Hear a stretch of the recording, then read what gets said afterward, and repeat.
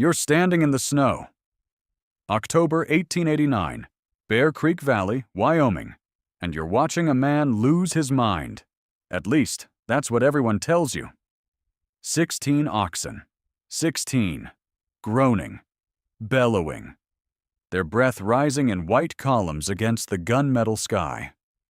Their shoulders foaming under the strain. Their hooves slipping on the early frost. They're pulling something that shouldn't exist out here. Not in this country. Not in this century, maybe. An iron cylinder, 12 feet across, 20 feet long, rust-streaked and riveted, hauled out of a Union Pacific scrapyard in Evanston by a man who paid $35 for it. $35 he didn't have. $35 his wife didn't know about until the wagon was already loaded. You watch him walk beside the team. He's not a tall man, but he's wide. The kind of wide that comes from 20 years of swinging a mallet inside a tunnel 6 feet high. His shoulders are heavy. His forearms are corded with scars. His hands are the part you notice. Big. Square. Permanently dusted with mortar even when he's just bathed. His name is Tobias Trevarrow. He's 42 years old, and every single person in this valley thinks he's about to murder his own family. The locomotive fitter says it loudest. His name is Harlan Brockway, 50 years old. Widower. Raises his orphaned granddaughter alone. He knows iron the way a preacher knows scripture.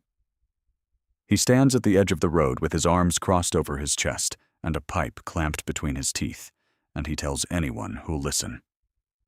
That iron's going to crack like glass in the first hard freeze. Those rivets'll pop in his sleep. He'll suffocate his babies in that tomb. Mark my words. People nod. Because Brockway is a professional. Brockway is respected. Brockway is right about most things. Brockway has put his hands inside 100 boilers in his life, and he has never been wrong about iron. So they nod. The blacksmith nods. The schoolmaster nods. The woman at the dry goods store nods. And Tobias Trevarrow. Tobias just keeps walking. He doesn't argue. He doesn't explain. He doesn't even look up. You'd think a man building a house for his children would crave understanding, would want to defend himself, would want to tell his neighbors the why of it all. But this man is from Cornwall, and Cornishmen don't talk.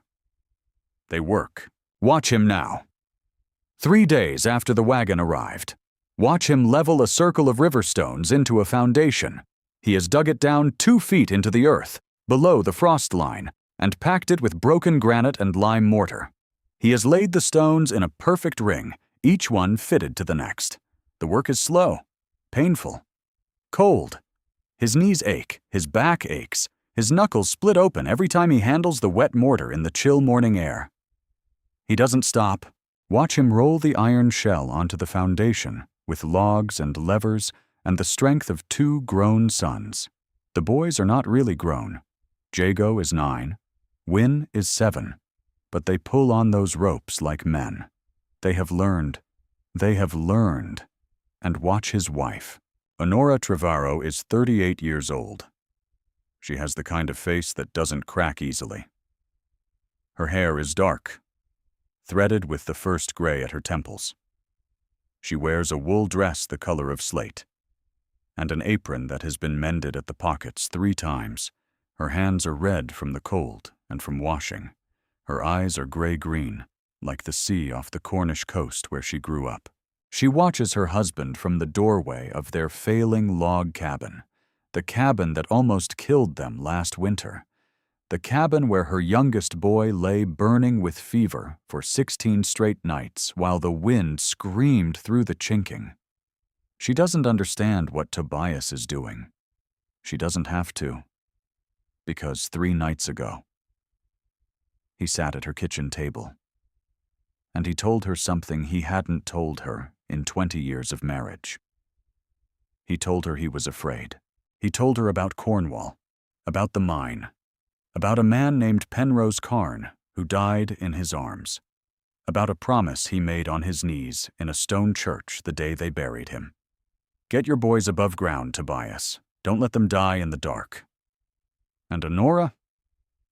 Honora just took his hand, and she said 3 words women have been saying to their husbands since the beginning of time. I believe you. That was all. But you're getting ahead of the story. Go back. 2 winters back, to the worst lesson of their lives. Wyoming, 1888. Their first winter. You think you know cold. You don't. Cornwall cold is wet. It seeps. It complains. It's the kind you can curse at over a hot pasty and a good fire and forget about by morning. It's a cold of mud and damp and gray skies and slow drizzle. It's mean. But it's small. Wyoming cold is predatory. It hunts. The Trevarrows built a cabin like everyone else built cabins. Lodgepole pine, tight-coped joinery, mud and moss chinking, packed in twice. They did it right. They did it the way the book said. The way the neighbors said. Tobias took an extra week to seal every joint. He set the door frame in cured oak so it wouldn't warp. He laid the puncheon floor over 4 inches of packed earth. It didn't matter. The wind came down out of the north in November, and it didn't stop until April. And that wind was a living thing. It pressed against the walls like a hand.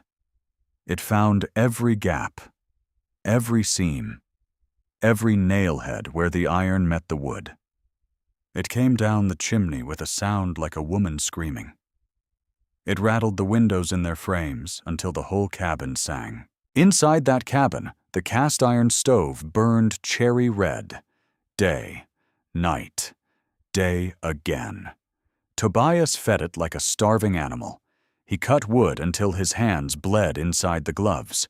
He burned through their summer wood pile by Christmas. He burned through their backup pile by the 3rd week of January. And 6 feet from the stove. 6 feet. Honora set a pot of soup on the table, and before she could call the boys in to eat, a skin of ice formed on the surface. She stared at it. She didn't say anything. She just stared. Then she put the pot back on the stove, and she stirred it. And she called the boys. But that night, after they had eaten, after the boys were in bed, she went to the small mirror on the wall by the washstand, and she looked at her own face, and she saw that she had aged 5 years in 3 months. She didn't tell Tobias. He didn't have to be told. The youngest boy is named Win. He was 6 years old that winter. He has his mother's eyes. He has his father's quiet.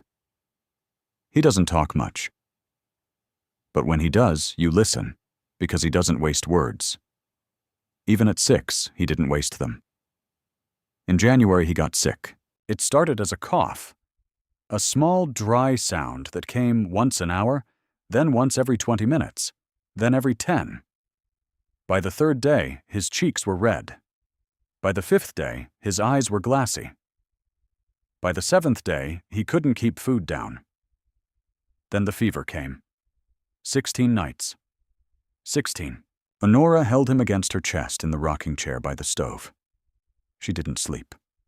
She counted the seconds between his breaths. She counted them out loud. 1, 2, 3, 4, 5. Breathe, my love. Breathe. She prayed in the old Cornish prayers her grandmother had taught her at the kitchen hearth in Camborne. She prayed in English when her Cornish ran out. She prayed in nothing at all, just the long, silent prayer of a mother holding a child, when even words would not come. The fever broke on the 16th night. She did not believe it had broken. She had been fooled before. She held him another full day, watching, waiting. And only when his cheek was cool against her wrist, and his breath was even, and his small hand had unclenched from her sleeve, only then did she begin to weep. Tobias came in from chopping wood that morning, his beard frozen white, his hand so cold he couldn't feel the door latch.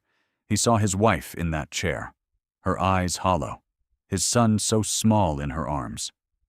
She looked up at him. She didn't have to say anything. He saw it on her face. The boy was alive. Tobias sat down on the floor in front of the stove. He still had his coat on. His boots were still wet. The snow was still melting off his shoulders. He sat. And he didn't move. For an hour. Honora finally spoke. "Tobias." He didn't answer. "Tobias, my love." He looked up. His eyes were wet. The frozen beard had thawed. There was water running down his face. "I'm going out," he said. "There's wood to cut." "Tobias." But he was already up, already at the door, already gone. He chopped wood that day for 10 hours. He chopped wood the next day for 12. He chopped wood for the rest of the winter, as if cutting wood would somehow make up for what he hadn't been able to give his son. He chopped wood until his shoulders gave out. He hauled it on his back through drifts up to his thighs.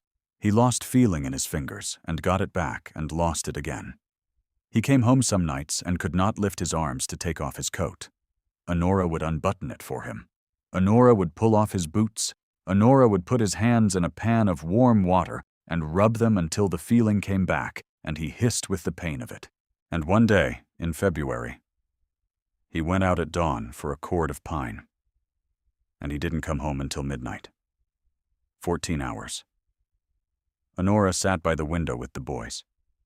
She made a list in her head of what she would have to do if he didn't come back. Where she would go. Who she would write. How she would bury him in ground too frozen to dig. The list was very long.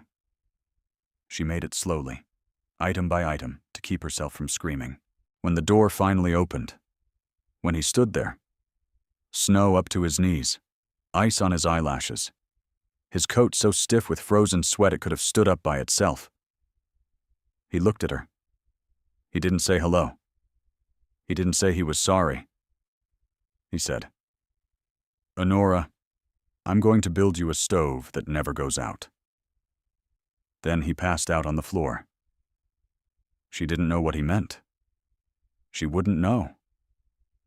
For another 15 months, she dragged him close to the fire. She unbuttoned his coat. She pulled off his boots. She put a blanket over him. She sat beside him until morning, holding his hand, listening to him breathe. And she made a different list, a smaller one, a truer one. The list of all the reasons she had ever loved him. She made that list to keep herself from screaming too, but for a different reason. Now go back further, to Cornwall, to a stone church, just outside Camborne. The year is 1887. Tobias Trevarrow is on his knees. He smells like rock dust and blood. He's been in the mine for 30 hours. His clothes are torn. His hands are bandaged with strips of his own undershirt. There is granite dust in his hair, in his ears, under his fingernails. The dust will be there for weeks. He will scrub and it will not come out. And the man he came up with in the cage, the man who taught him how to tap a vein and read the strata and survive 1,000 small disasters underground, that man is dead. His name was Penrose Carn. He had a wife named Tegan, and a boy of 9 named Mark. He had a laugh that filled a tunnel. He could sing every Cornish hymn from memory, and most of the bawdy ones too. He was 43 years old. 43. The rock came down without warning. There had been a creak. Just one. A small one. The kind of creak you hear underground a dozen times a shift. Tobias had glanced up. Penrose hadn't. The first stone was the size of a fist. It struck Penrose's shoulder. He grunted. The second was the size of a horse. Tobias dove. He grabbed Penrose's collar and pulled. He almost made it. The slab caught Penrose's hip, pinned him. Tobias's lamp clattered against the wall. The dust filled the tunnel in a thick gray fog. He dug Penrose out with his hands. It took him an hour. When he got the slab off, he saw what was underneath. He didn't say anything. He just sat down beside his friend and held his hand. Penrose was awake. He shouldn't have been. But he was. He grabbed Tobias's shirt, pulled him close, whispered, "Tobias. Tobias, listen. Yes. My boy. Yes. Promise me something. Anything, Penrose. Anything. Get your boys above ground. Tobias, don't let them die in the dark." Tobias was crying. "I promise. Say it again. I promise. Above ground, Tobias, where they can see the sun. Above ground. I swear it." Penrose closed his eyes. He did not open them again. Tobias carried him out on his back. 3 miles. Through tunnels he had nearly died in. He passed 3 men along the way who tried to help. He waved them off. He carried Penrose alone. He had to. He had promised. That night, after he had taken the body to Tegan, after he had stood in her kitchen while she sank to the floor and made a sound he would never forget, after he had held her oldest boy Mark, who was 9 and not crying, just staring. After all of that, Tobias went to the stone church just outside the village. He didn't tell Honora where he was going. He didn't tell anyone. He knelt at the altar. The church was empty. The candles were out. The only light was the moon coming through the high, small windows. He didn't know how to pray to a God he had never been certain of. He didn't know the right words. He just talked. The way a man talks to his father late at night when he has done something wrong. "Take me to a place. Take my boys to a place. Where the air doesn't taste like coal. Where the coal doesn't have teeth. Where I can see the sun on their faces every day. And I will spend the rest of my life building shelter for them. Whatever that means. Whatever it costs. I will build. I will build until my hands give out. I will build for my boys and for any boy I can reach. I swear it on Penrose's grave. I swear it on my mother's grave. I swear it on every dead man who ever went down a Cornish shaft and did not come back." He stood up. His knees popped. He went home. He told Honora to start packing. She didn't ask why. She'd been married to him for 15 years. She knew that look. She started packing. 2 months later, they were on a ship. 2 months after that, they were in Wyoming. 3 months after that, they nearly died in a log cabin. So when Tobias Trevarrow walked into Evanston in May of 1889 and saw a Union Pacific scrapyard, and saw a retired fire tube boiler from a stationary engine sitting in the weeds, 12 feet across, 20 feet long, riveted seams, 1/4-inch iron skin. He didn't see scrap. He saw a promise. He walked the yard for 2 days. He didn't tell anyone what he was looking for. He just walked. Past the broken couplings and the bent rails and the cracked cylinder heads. He found a few smaller boilers first. 6 feet across, 8 feet across. He shook his head and kept walking. He found the big one on the second afternoon. It was sitting in a low spot of the yard, half sunk into mud, crusted with rust. Birds had nested in it. There was a small rusted plaque on the side that said it had been built in Pittsburgh in 1872. It had served 17 years on a stationary pumping station before being decommissioned and shipped out west to be cut up for scrap. It hadn't been cut up yet. Tobias walked around it 3 times. Then he went and found the yard boss. The yard boss was a man named Abernathy. He was 60 years old. He had a wooden leg from the war. He ran the scrapyard with a clipboard and a temper. He looked at Tobias the way you look at someone who's wandered in from the prairie with sunstroke. "You want what now?" "The boiler shell. The big one." "Son, that's a boiler, not a shed." "How much?" Abernathy laughed. Then he saw Tobias's face. Then he stopped laughing. $40. 35. 38. 35. That's all I have." Abernathy looked at him for a long time. He looked at Tobias's hands. He looked at his coat.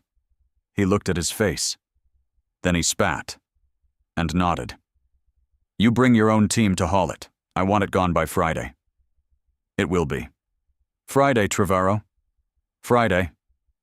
Tobias hired 2 neighbors, paid them in cured pork and a promise. He found a third man with 8 oxen of his own. He used his own 8 oxen, 16 total. 3 days of dragging that iron monster across 40 miles of broken country. Log skids screaming under the weight. Men cursing. Animals foaming at the mouth. They blew out 2 skids and replaced them. They lost a day to a broken axle on the wagon that carried the supplies, when he finally rolled it onto his claim. Late on a Saturday afternoon. The whole valley came out to watch. Honora came out of the cabin with both boys. She looked at the boiler. She looked at her husband. She looked at the empty money tin she'd just opened in the kitchen 10 minutes ago. She didn't yell. She didn't cry. She walked back inside. She closed the door. Quietly. Which was worse, that night. The boys were asleep. Tobias sat at the kitchen table. The lamp burned low. He could hear his wife breathing in the bedroom. Not sleeping. Breathing. He waited. After an hour. She came out, wrapped in her shawl. She sat across from him. He couldn't look at her. "Tobias." "Yes." "Look at me." He looked at her. She had been crying.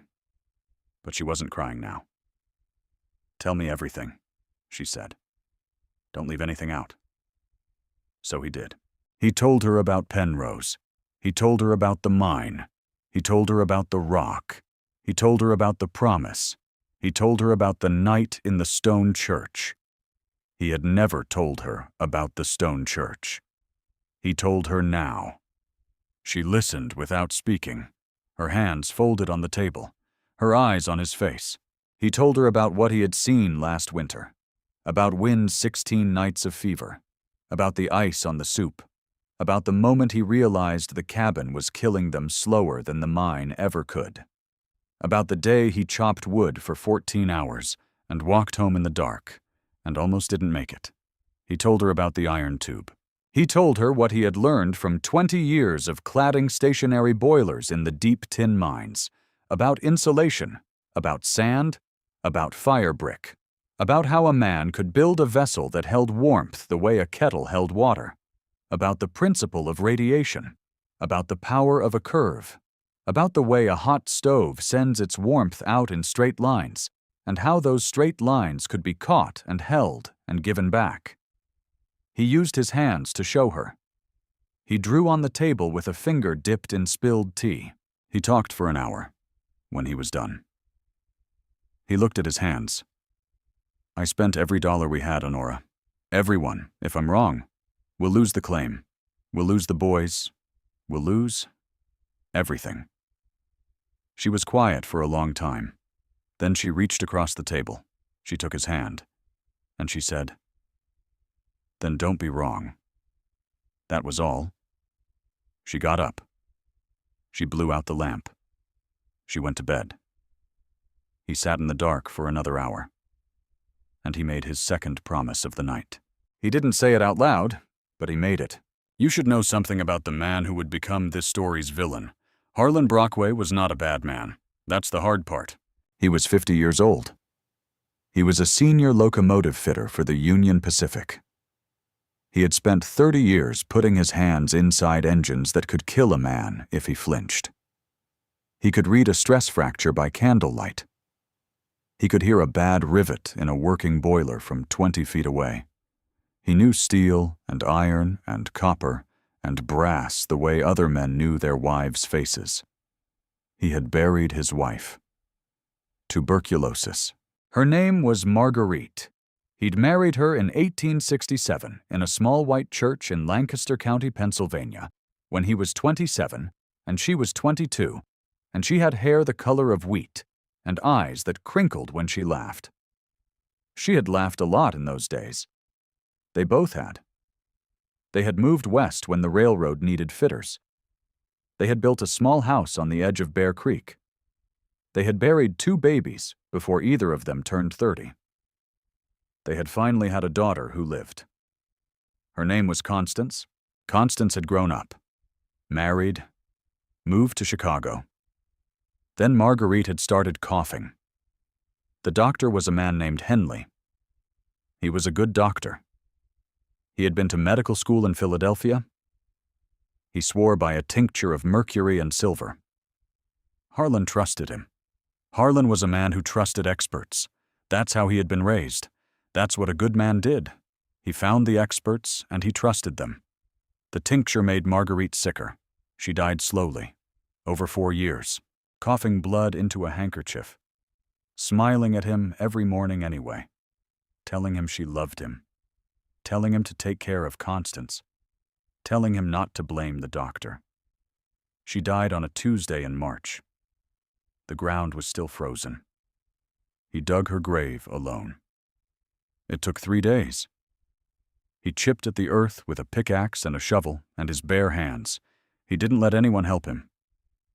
The Reverend tried. He waved him off. He had to do it himself. He didn't know why. Constance came home for the funeral. She stayed a week. She left. A year later, Constance and her husband died in a cholera outbreak in Chicago.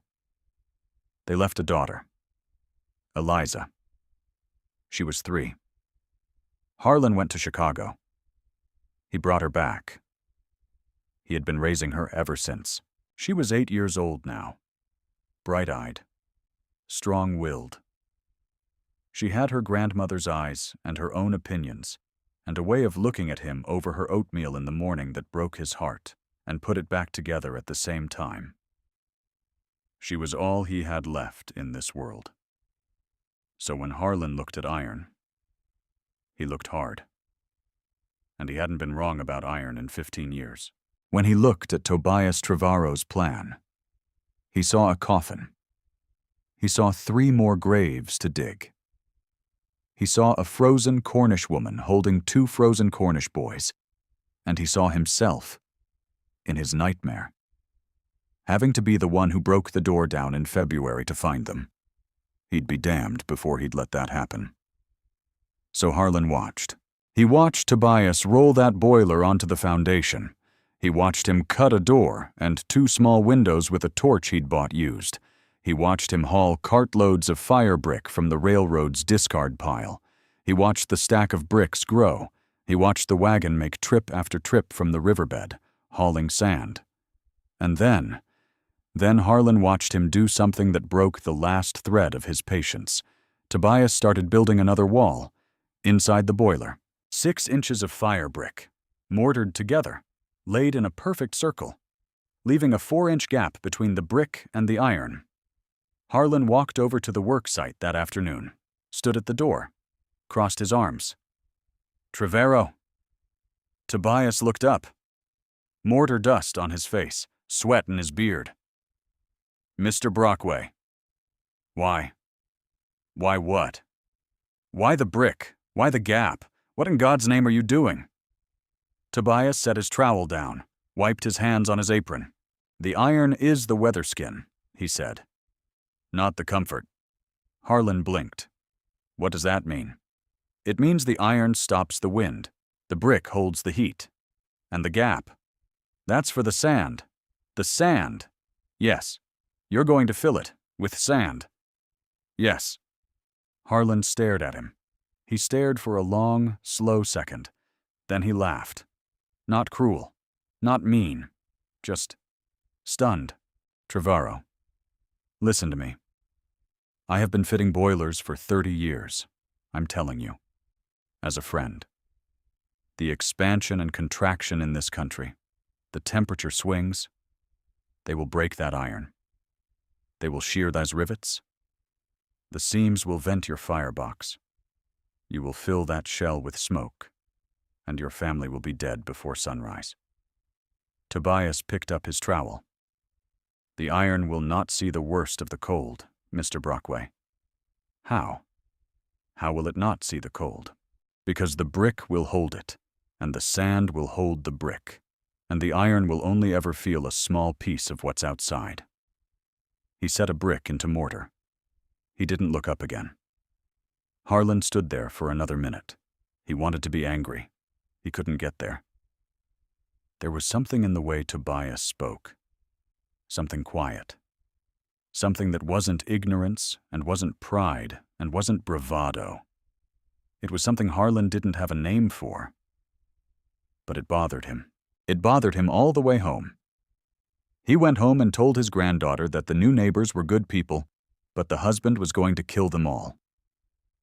Eliza, 8 years old, looked up from her supper. Maybe he won't, Grandpa. Eliza. Maybe. She went back to her stew. He didn't sleep well that night.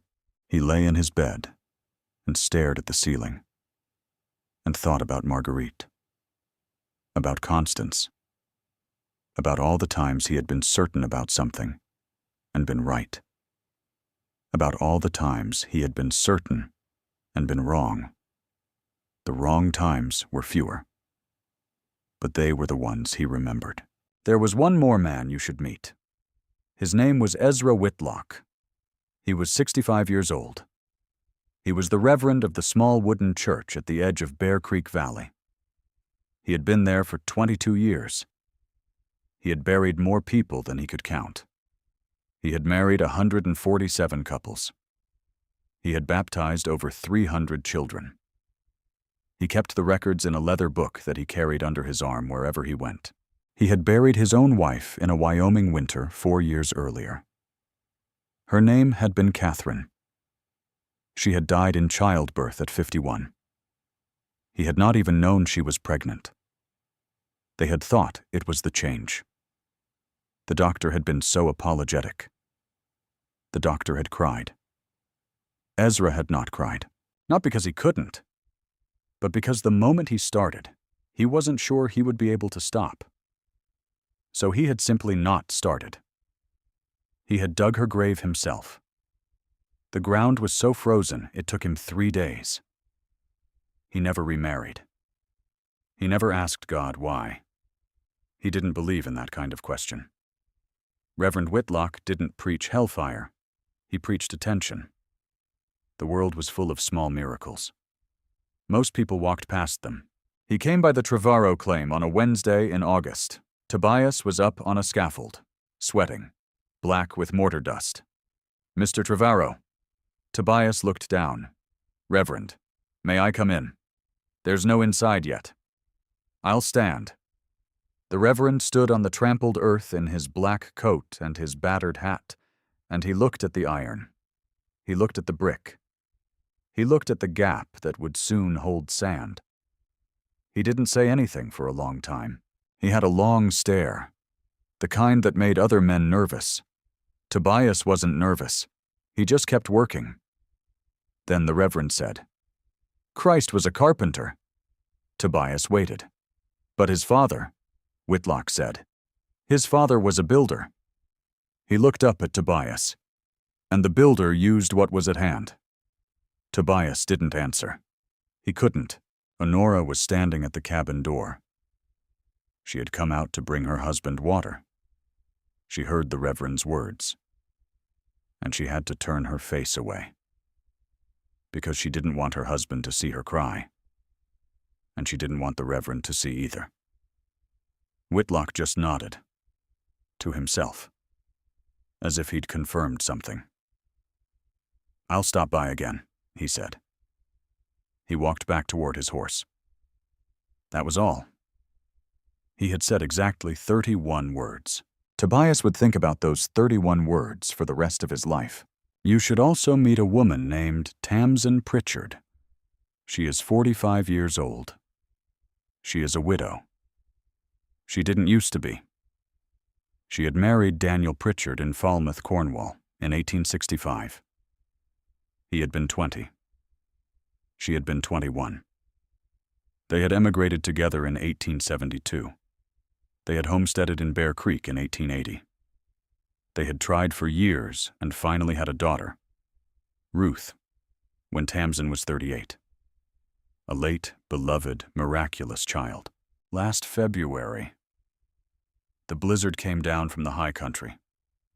Daniel went out to bring the cattle in. He didn't make it back. They found him 200 yards from the cabin door, frozen on his knees, one hand still clutching a length of rope. Tamsin lives now with their 7-year-old Ruth. The cabin is not well built. Daniel never finished the chinking on the north wall. He'd planned to do it that spring. He'd been waiting for the weather to break. He didn't get to spring. Tamsin doesn't have much wood. She doesn't have a man to help her cut more. She has tried. She has gone out with the axe.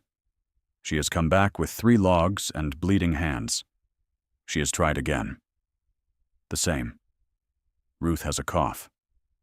It's only October. And Tamsin Pritchard is already counting the days until April. And the math is not good. She walks over to the Trevarrow claim one afternoon with a loaf of bread wrapped in a cloth. Honora has been kind to her since Daniel died. Has come by. Has sat with her. Has brought soup. Has not said the empty things people say when someone dies. Has not said he's in a better place. Has not said time heals. Honora has said only, I am here. I will sit with you. I will help you with anything you need. Tamsin has loved her for it. The 2 women stand at the door. Ruth holds her mother's skirt. Honora, Tamsin, I brought you bread. You shouldn't. I wanted to. They stand there. Ruth coughs. Tamsin looks at the iron shell behind the cabin, the strange, rusted, curving thing that her dead husband would have laughed at. Honora, can I ask you something? Yes. Do you think it'll work? Honora looks at the iron. She looks at her husband, working high up on the scaffold. She looks at the sky. The sky is getting that gray look. The look it had last October. The look it had right before the first storm. I don't know, she says.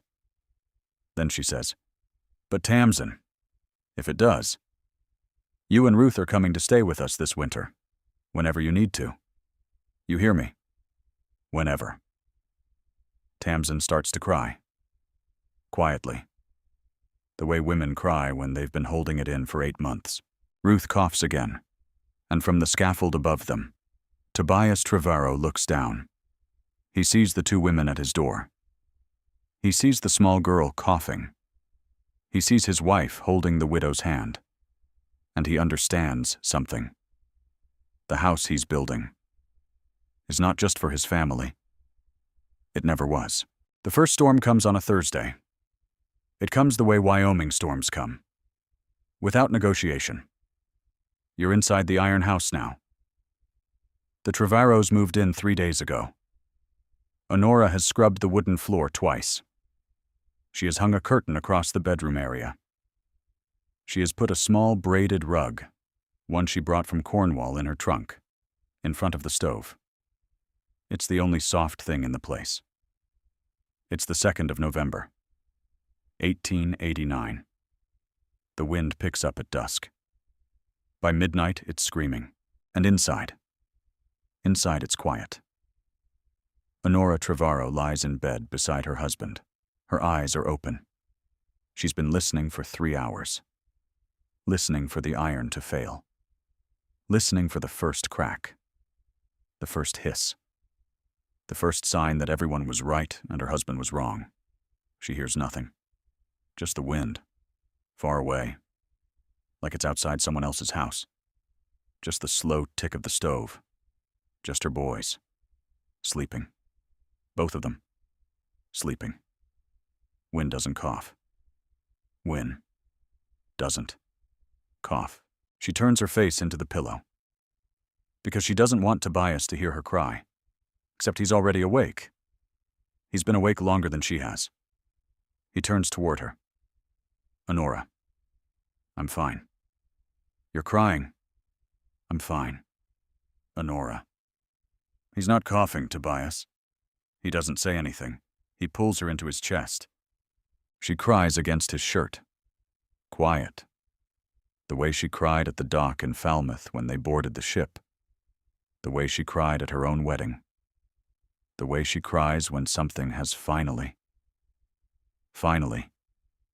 stopped hurting. Outside, the wind takes a tree down somewhere up the ridge. There is a sound like a great dry branch breaking. Then nothing. Inside. The boys keep sleeping.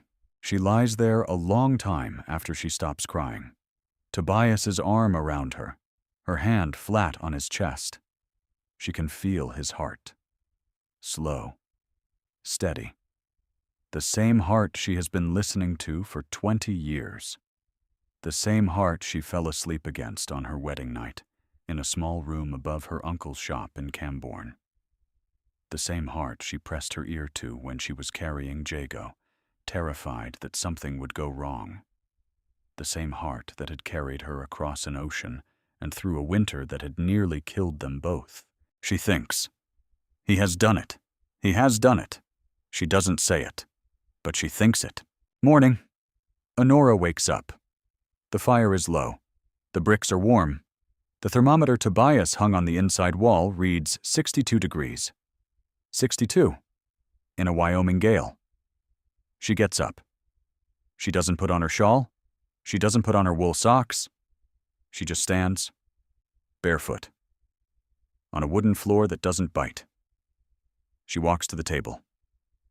There's a small dish of butter on it. She'd left it out last night by accident, distracted by the storm. The butter is soft. Soft. In November. In Wyoming. She stares at it for a long time. She picks up the dish. She holds it. The butter is the consistency of fresh cream. It almost takes shape under her thumb. She sets it down. She walks to the small window. She looks out. The world outside is a white howl. The drifts are already 3 feet against the cabin.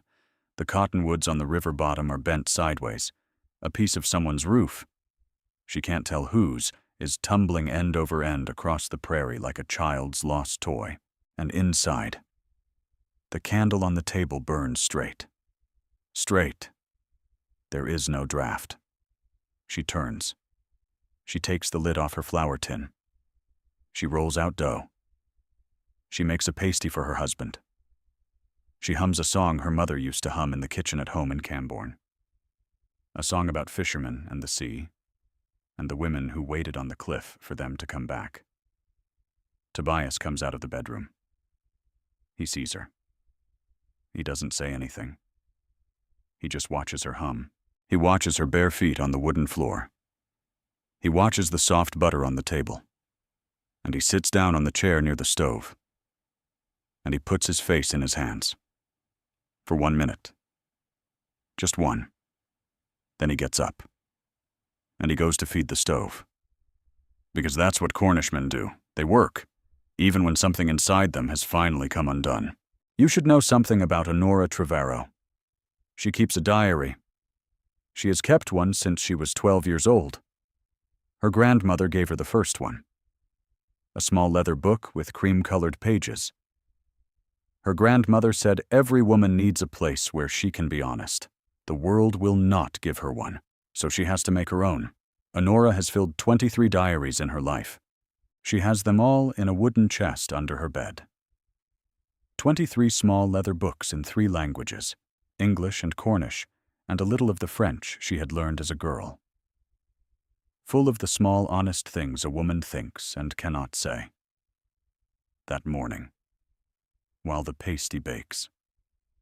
Honora opens the new diary she bought at the dry goods store in town the week before they moved in. The cover is a deep green. The pages are blank. She dips her pen. She writes. November 3rd, 1889. Last night was the first storm. Inside the iron house, my children slept. Both of them. Wind did not cough. The butter on my table did not freeze. I am writing this in my bare feet.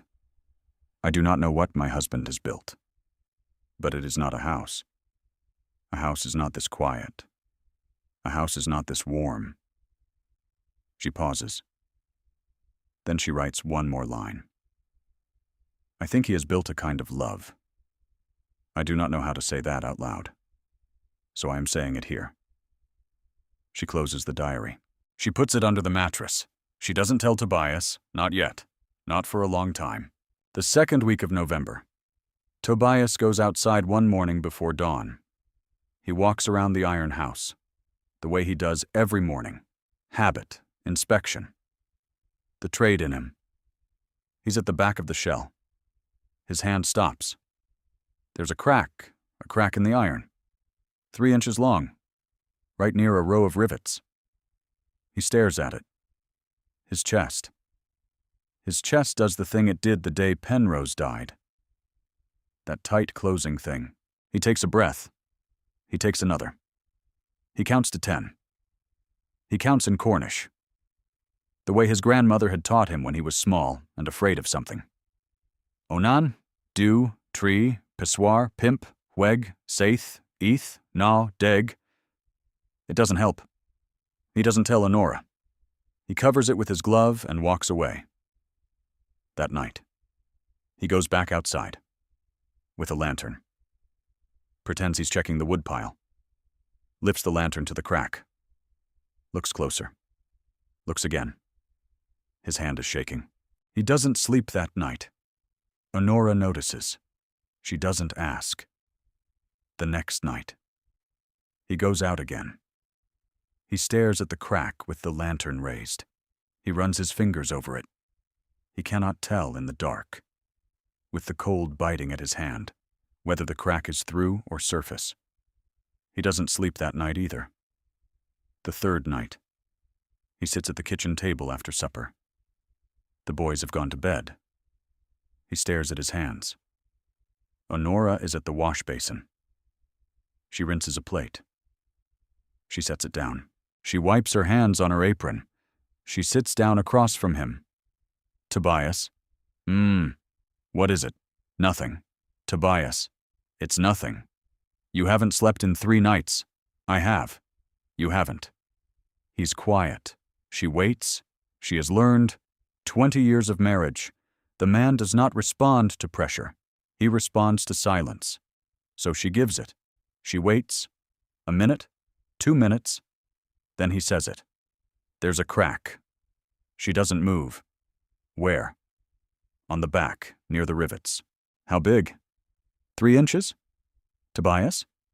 I don't know if it's through. I don't know if it'll spread. I don't know. His voice cracks on the word don't.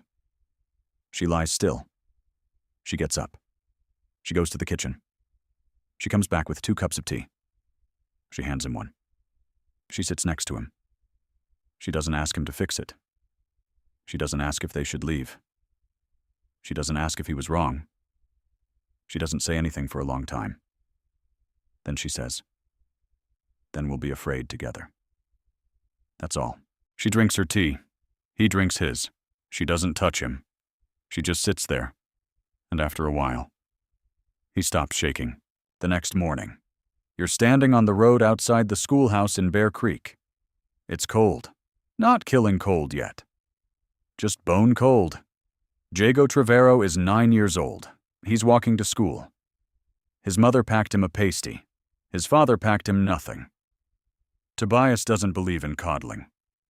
A boy who is not made hard at 9, his own father used to say, will be made soft at 30. And that is far worse. 3 boys are waiting for him at the schoolhouse door. The biggest one. The one with the red hair. His name is Eustace Brockway. He is Harlan Brockway's nephew. He is 12. He is the size of a small horse. Trevarrow. Jago doesn't answer. Trevarrow. My uncle says your house is gonna kill you. My uncle says your daddy's a fool. My uncle says your iron's gonna pop and you'll all suffocate. Jago keeps walking. A hand grabs his coat. You hear me? Trevarrow. I hear you. Then say something. I have nothing to say to you. The first punch lands above his eye. He doesn't go down. The second one does. Jago Trevarrow, 9 years old, fights 3 boys in the snow outside the schoolhouse. He doesn't win, but he doesn't go quiet either. He swings until they pull him off, and the schoolmaster comes running and breaks it up with a willow switch and yells at all 4 boys at once. He walks home with a black eye and a torn coat. He doesn't cry until he sees his mother. Honora cleans his face. Slowly, carefully, with a damp cloth. She doesn't ask what happened. She knows. He sits at the table with the cloth pressed to his eye. He won't look at her. Jago. Yes, Ma.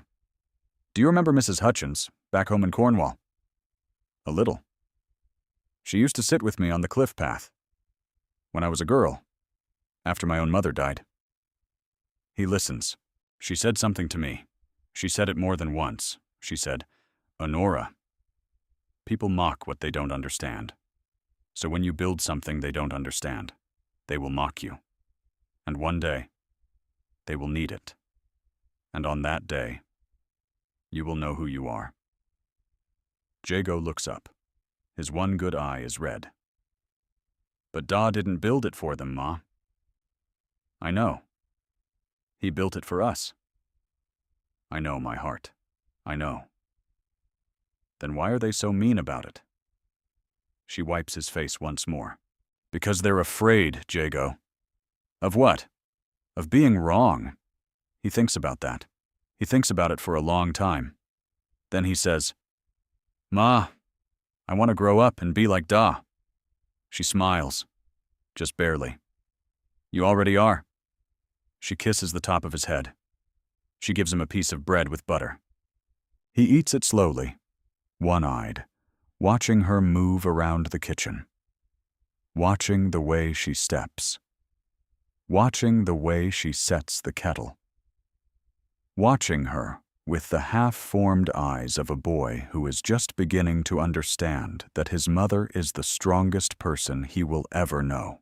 8 days later, Eliza Brockway turns up at the Iron House door, 8 years old, bright-eyed, a bow in her hair, a clean wool coat, mittens on a string through her sleeves. She is supposed to be at her friend Annie's house. She is not at her friend Annie's house. She knocks. Honora opens. Eliza, Mrs. Trevarrow, does your grandfather know you're here? No, ma'am? Eliza, I just wanted to see it. Honora looks at the small girl on her doorstep. The bow, the freckles, the defiant chin. She steps aside. Come in then. But just for a minute. Eliza comes in. She turns. She looks. Her mouth opens. She does not say whoa. She does not say wow. She does not say anything that an 8-year-old would normally say. She says, It feels like Grandpa's coat. Honora stops. What did you say, sweetheart? It feels like Grandpa's coat, the big wool one. When he hugs me, Honora's hand goes to her mouth. She turns away, pretends to fuss with the kettle. Wynne comes in from the bedroom. He looks at Eliza. Eliza looks at him. You're Wynne. Yes. You were sick last winter. Yes. Are you sick now? No. Why not? Because Da built the house. Eliza nods, as if that's a complete answer. Which, to an 8-year-old. It is. Honora sets out a plate of warm bread with butter. The butter is soft. It spreads easily. Eliza eats 2 pieces. She looks around the iron house, the curve of the brick wall, the wooden floor, the small stove, the long flue running across the dome. Mrs. Trevarrow. Yes. Why does my grandpa say this is going to kill you? Honora kneels in front of her. She thinks for a moment. Eliza, has your grandpa ever been wrong about something? The girl thinks. She is honest in the way only children are honest. Once. He gave Grandma the wrong medicine, he told me, when I was little. He said sometimes even smart people get scared and pick the wrong thing because they don't want to admit they don't know. Honora's eyes well up. She blinks the tears back. Your grandpa is a good man, Eliza. I know. And good men sometimes get scared too. Of what? Of being wrong twice. The girl takes that in. She nods slowly. She finishes her bread. She walks home in the cold. She finds her grandfather sitting at the kitchen table cleaning his pipe. "Grandpa." "Eliza, where have you been?" "I went to the iron house." He stops cleaning the pipe. "You." "What?" "I went to see Mrs. Trevarrow." "Eliza Brockway, you will not." "Will not." "Go back to that house. Do you hear me?" "Grandpa." "Do you?" "Here. Me." She nods. But before she goes to wash up, she turns at the door. "Grandpa." "What?" "It feels like your coat in there." He stares at her. "My what?" "Your wool coat. When you hug me, that's what it feels like inside." She leaves the room. He sits there. He sits there for a very, very long time. Then he pours himself a whiskey. And he doesn't sleep that night either. December. The cycles begin. You think a Wyoming winter is just cold. It isn't. It's whiplash. It's a Chinook wind that comes down out of the mountains and turns the snow to slush in 3 hours. It's 38 degrees on Tuesday, and people taking off their coats and laughing in the street. And then, the wind shifts, the temperature drops. 70 degrees in an afternoon. The slush flash freezes into ridges of iron. The wind turns to glass. And you're suddenly in -30. This happens. Once, twice, 3 times, 14 times that winter. 14. Other cabins crack. The chinking expands and contracts and falls out in chunks. Doors warp. Windows shatter. Roofs sag. The Croom cabin loses its north wall in a single afternoon when the mud chinking falls out and the logs separate and a cold front hits before they can patch it. Jediah Croom and his wife stuff every blanket they own into the gap and sit by their stove for 4 days, waiting for the wind to ease so they can rebuild. The Pritchards have it worst. Tamsin's cabin was already failing before the season started. The unfinished chinking on the north wall lets in a knife of cold air every time the wind shifts. She stuffs rags. The rags freeze in place. She pulls them out. She stuffs new rags. She runs out of rags. She tears strips off her own clothes. She tears strips off Daniel's old clothes, the ones still hanging in the closet that she has not been able to get rid of. Ruth coughs more. Tamsin's woodpile is half what it should be. She does the math at night, in her bed, in the dark. She does not say it out loud, but she knows. She has 6 weeks of wood, and 4 months of winter. She does not know what she will do. She does not write to her sister in Penzance. She does not want to worry her. She prays at night. She is not certain anyone is listening. The Trevarrow iron house just sits there, like a great rusted egg in the snow. Inside, 62 degrees. Always. Always 62. Tobias keeps a small, steady fire in the stove during the day. He banks it at night. The fire bricks soak up the warmth. They give it back, slow and even, all night long. The interior temperature varies by no more than 3 degrees between dusk and dawn. Honora can do her mending without her fingers growing stiff. The boys can play on the wooden floor in their stocking feet. The candles burn straight. The butter stays soft. Honora writes in her diary every night. December 4th. Wynne read aloud tonight. From the small book of fables. He read for 20 minutes. He did not cough once. I do not know if he will ever know what that meant to me. December 8th. The Pritchard girl came over today with her mother. Ruth is thinner than she was a month ago. Tamsin will not eat. She gives all her food to the child. I told Tamsin she must eat. She said yes. She did not eat. December 12th. Eustace Brockway hit Jago again at school. Jago did not tell me. The schoolmaster did. I asked Jago why he did not tell me. He said it would only make me sad. He is 9 years old. She closes the diary each night. She puts it under the mattress. Tobias never reads it. He does not know it exists. She knows he doesn't. That is part of what makes it hers. One night. A Tuesday. The 15th of December. The Chinook collapses. It had been a beautiful day.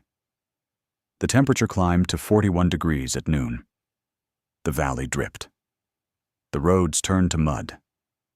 People came out to chop wood and air their bedding and walk to town without a hat. By 3 in the afternoon, the sky changed. Anyone who had lived in Bear Creek for more than a year recognized the color. A hard, metallic gray.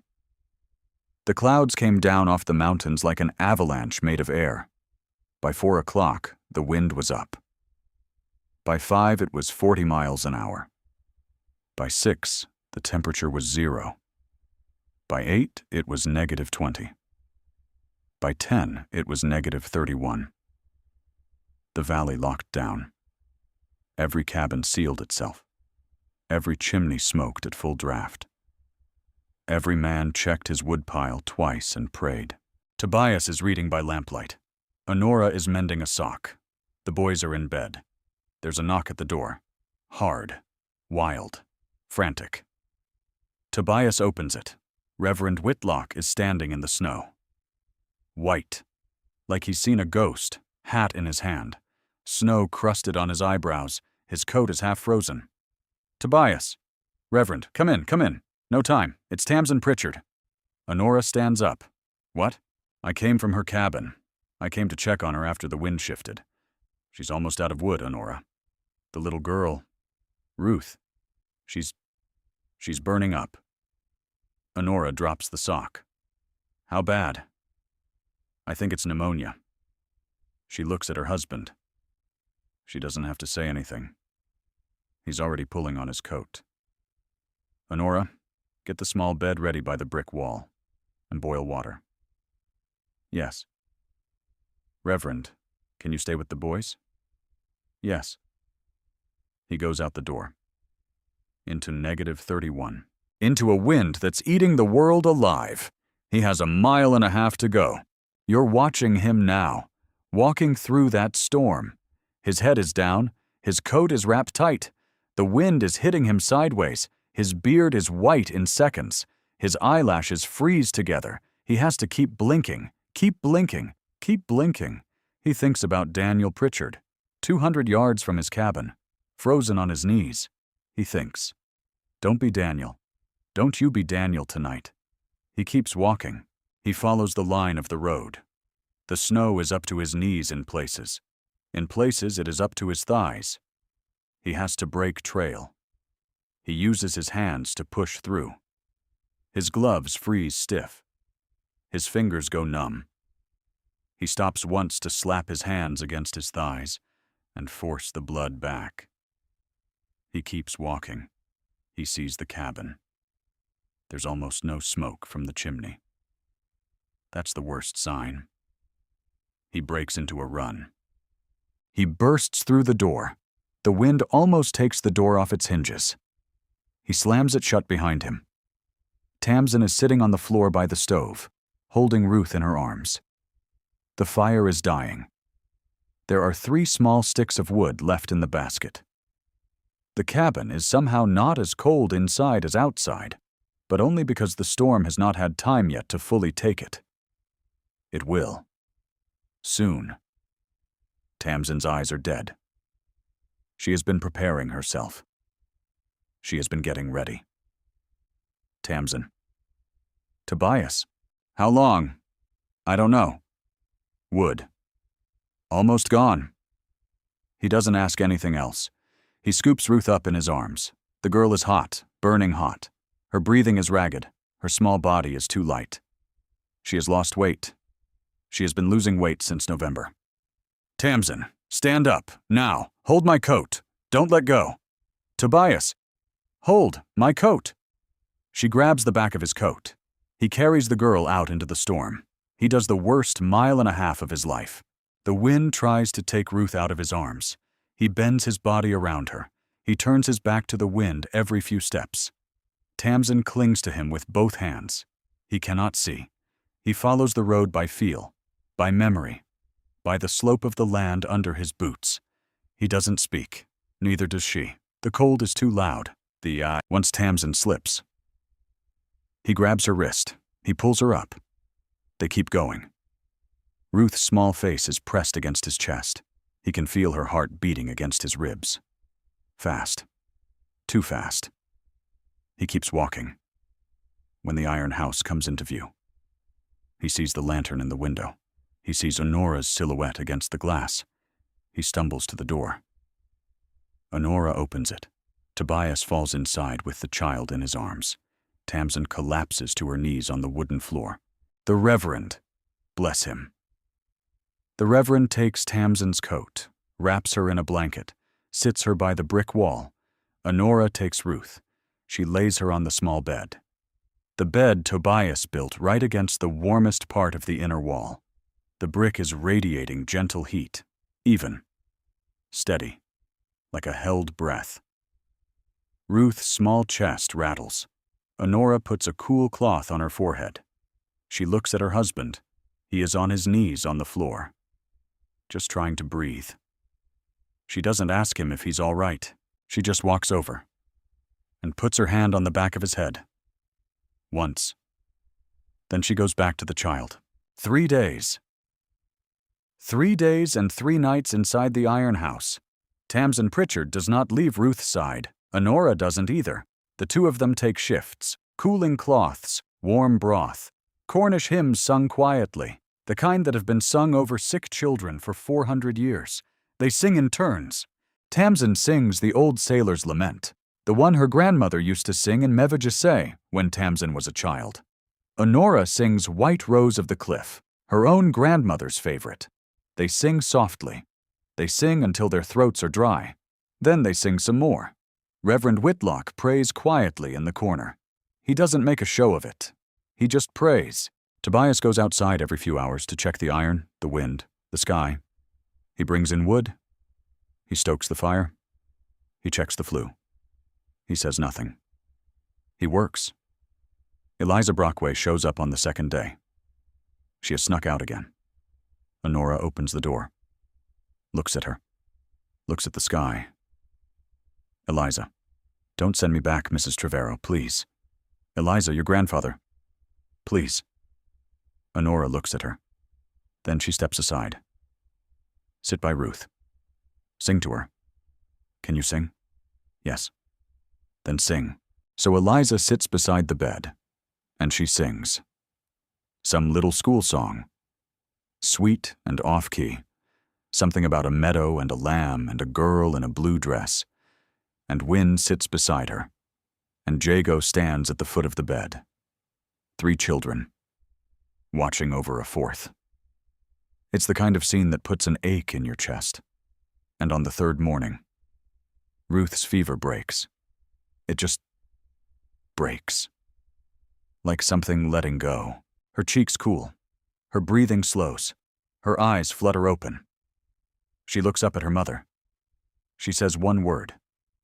Mama. Tamsin Pritchard puts her face into her daughter's hair, and she sobs. For a long time. Reverend Whitlock stands in the corner of the iron house. He removes his hat. He says nothing, but his lips are moving. You don't have to be a religious person to know what he's doing. He's saying thank you. That afternoon, the door bursts open. Harlan Brockway is standing there, furious. Eliza Brockway, Eliza. She freezes by the bed. Get up, now. Grandpa. Now. Honora steps forward. Mr. Brockway, the child is sick, please. The child is my child to worry about, Mrs. Trevarrow. I only meant, I know what you meant. Tobias stands. The 2 men face each other across the iron room. Brockway's face is red. Not from the cold. From something else. I told you to keep her away from this place, Trevarrow. I didn't bring her, Mr. Brockway. You let her in. Yes. After I told you not to. Yes. You think you're some kind of saint here, don't you? You and your boiler. Tobias doesn't answer. He doesn't have to. Because someone else does. Tamsin Pritchard. She's been sitting by Ruth's bed. Her hair is undone. Her eyes are red. Her dress is wrinkled from 3 nights of sleeping upright. She stands. Her voice is quiet. Mr. Brockway. He turns. Mrs. Pritchard. I didn't see you. I know you didn't. My daughter is alive. Because of this house. He opens his mouth. She doesn't let him speak. My husband, Daniel Pritchard, died 200 yards from a cabin like yours. Mr. Brockway. Like yours. His mouth closes. He froze to death, trying to bring our cattle in, because the cabin we built was not enough, because the wisdom we had was not enough, because everyone in this valley, everyone, has been building the same kind of house for the same kind of winter. That keeps killing our husbands and our children. She takes 1 step closer, and then this man, this Cornishman, builds something new, and the first thing you do is tell us he's a fool. Mrs. Pritchard. I'm not finished, Mr. Brockway. He goes still. My daughter is breathing. Easy. For the first time in a week. So before you say one more thing about this man, or this house, or that little girl, she points at Eliza, who is staring at her grandfather with huge eyes. You go home, sir, and you think about what kind of man you want to be when this winter is over. Silence. Real silence. The kind that doesn't come from the iron walls, the kind that comes from inside. Harlan Brockway looks at Tamsin Pritchard. He looks at his granddaughter. He looks at Tobias. He doesn't say anything. He turns. He walks out. He closes the door behind him. Quietly. And outside. In the snow. In the gray afternoon. Harlan Brockway stops on the path. And he stands there for a very long time. He doesn't move. He just stands. Eventually, he wipes his face with the back of his glove. Then he keeps walking. Toward town. You should know. That night. Tobias goes out alone. He takes a lantern. He walks around the back of the iron house. He kneels at the crack. He looks at it again. With all the patience of a man who has spent 20 years inspecting things that try to kill him. He runs his thumbnail along it. Slowly. He scrapes. The crack flakes. He scrapes again. He keeps scraping until his thumbnail bleeds. The crack is not a crack. It's oxidation, surface rust, where moisture has worked its way between 2 iron plates over the years. It looks like a crack, but it's a scar. It's superficial. Underneath, the iron is whole. The sand has done its work. The 4-inch annulus has kept the iron skin from ever experiencing the brutal differential between -30 and +60. The iron has stayed in a narrow band. It has not contracted enough to shear. It has not expanded enough to buckle. The rivets are fine. The seams are fine. The whole thing is fine. Tobias kneels in the snow with his bleeding thumb, and he laughs. Just once. Once. Quiet. Bitter. Astonished.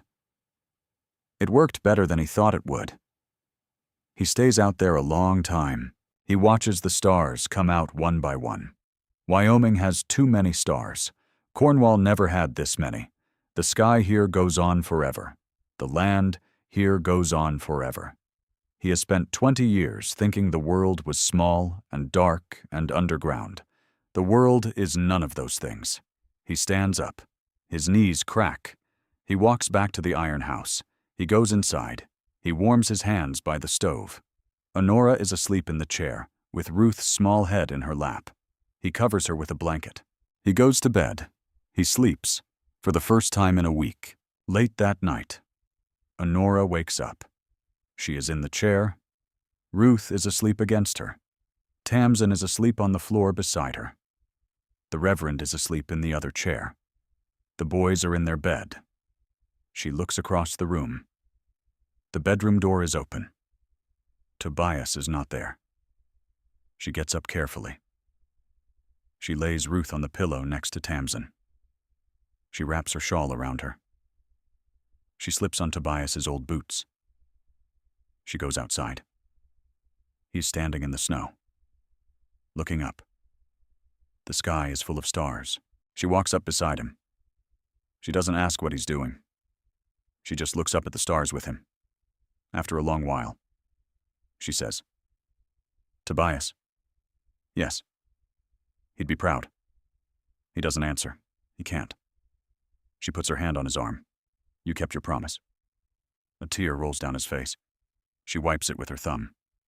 "Now let yourself be at peace." He nods. He puts his face against her hair. And for the first time, since he was a boy in Cornwall, Tobias Trevarrow lets himself cry. Not for long. Just long enough. Long enough for the small, tight knot in his chest, the one he had carried since the day Penrose died, the one he had carried across an ocean and through a winter and into the iron house. Long enough for that knot to loosen. Just a little. The stars don't move. The valley doesn't move. The iron house behind them holds its small, warm breath. Honora puts her arms around her husband. She holds him in the snow. The cold is severe. They don't notice it. They stand there a long time. Then they go back inside. The fire has burned down. The bricks are still warm. The room is still 62 degrees. Honora wakes Tamsin and the Reverend gently. They go to bed in the small spaces Honora has made up for them. Ruth sleeps the deep, quiet sleep of a child whose fever has finally broken. Tobias and Honora go to their own bed. She lays her head on his chest. She listens to his heart, slow, steady, the same heart she has loved for 20 years. She falls asleep, but somewhere up on the high grade, beyond the valley, beyond the road, the temperature is still dropping. The thermometer in the railroad office at Bear Creek reads -33 at midnight, -34 at 1, -35 at 2. The night of the 9th of January is going to be one of the coldest nights anyone in the valley can remember. A wind that takes a man's breath away. And up on the grade, 3 weeks from this night, Harlan Brockway is going to be on a freight engine, watching a fire tube blow inside his own boiler, watching his locomotive die, watching steam vent in a roar that drowns out everything. And he is going to step down off that dead engine, with nothing but his coat, and a Hamilton pocket watch his wife gave him on their wedding day. And he is going to start walking. 3 miles, through the worst night this country has seen in a generation. He is going to walk past 4 houses with smoke coming out of their chimneys. He is going to keep walking, because there is one house. One that he needs to get to. He doesn't know it yet, but he's going to. He's going to learn what Tamsin Pritchard meant. He's going to learn what his granddaughter meant when she said the iron house felt like his coat. He's going to learn what kind of man he wants to be when this winter is over. He's going to learn it. In the palm of his own frozen hand, when he sees a watch start ticking again, that his wife gave him 23 years ago, in a small church, in Pennsylvania, in a different life. January 9th, 1890, you're standing on the high grade, north of Bear Creek. The Union Pacific tracks cut a black line through a white world.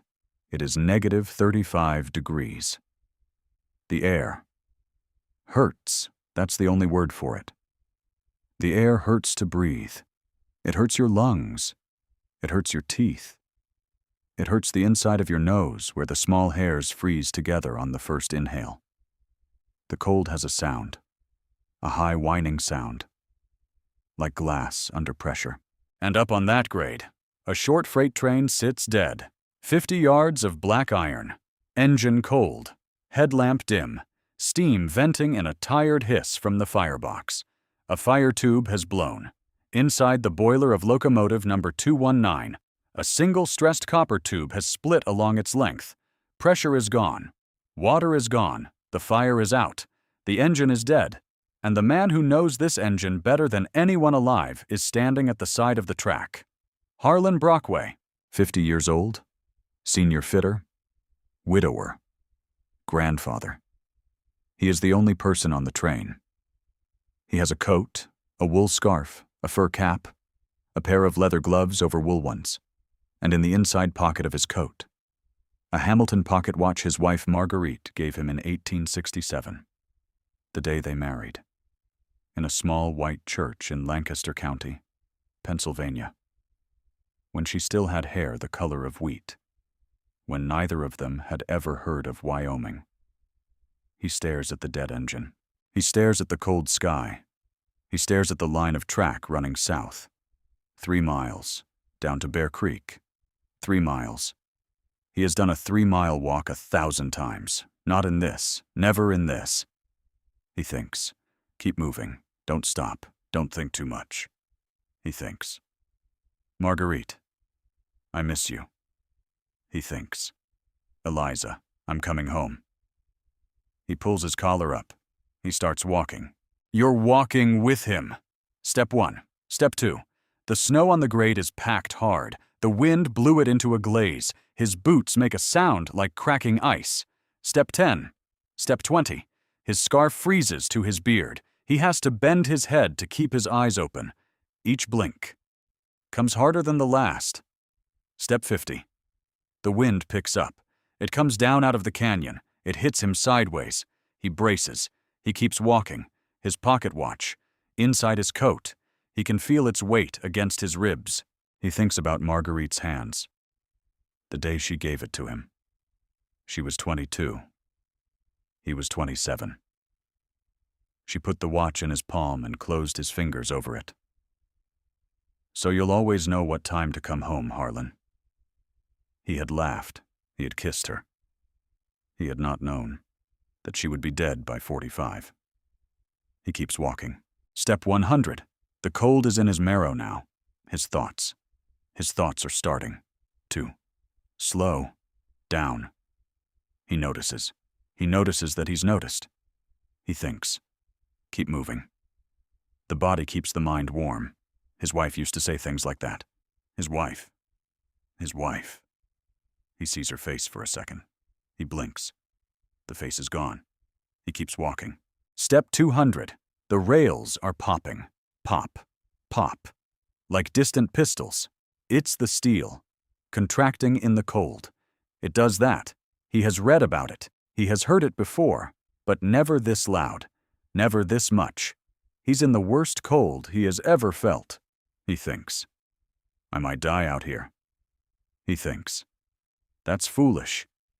You're a half mile in. You have 2.5 miles to go. Do not be foolish.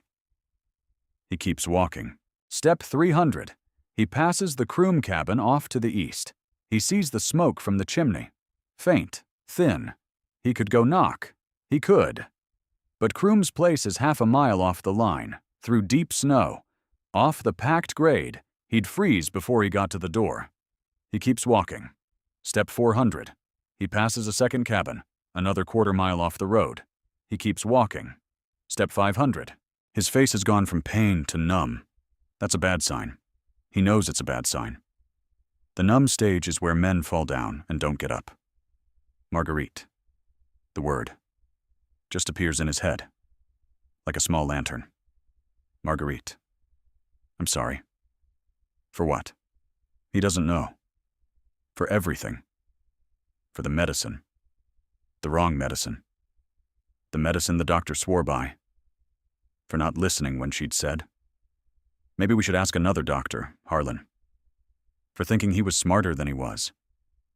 For thinking that he knew. Step 600. He's crying. He can't tell. Because his face is frozen. But he is. He's been crying for a quarter-mile. He thinks, "You old fool." He thinks, "You should have listened to her." He thinks, "You should have listened to Tamsin Pritchard." He thinks, "You should have listened to your own granddaughter when she said the house felt like your coat." Step 700. He stops, just for a second. He puts his hand inside his coat. He pulls out the pocket watch. He holds it in his palm. He looks at it. The second hand is moving, but slow. Very slow. The oil? The oil he keeps so carefully cleaned. Once a year? With a tiny brush? The way the watchmaker showed him. The oil is congealing. The watch is dying. Marguerite's watch is dying. In his palm. He stares at it.